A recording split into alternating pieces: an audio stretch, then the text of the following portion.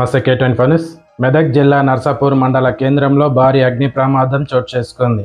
నర్సాపూర్ జాతీయ రహదారి పక్కన ఆర్టీసీ బస్సు డిపో ఎదురుగా ఒక స్క్రాప్ షాపులో ప్రమాదవశాత్తు అగ్ని ప్రమాదం చోటు చేసుకుని పెద్ద ఎత్తున మంటలు వ్యాపించాయి.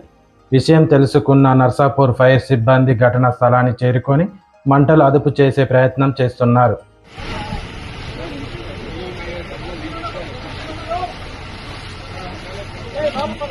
కరెంట్ మళ్ళీ కరెంట్ మళ్ళీ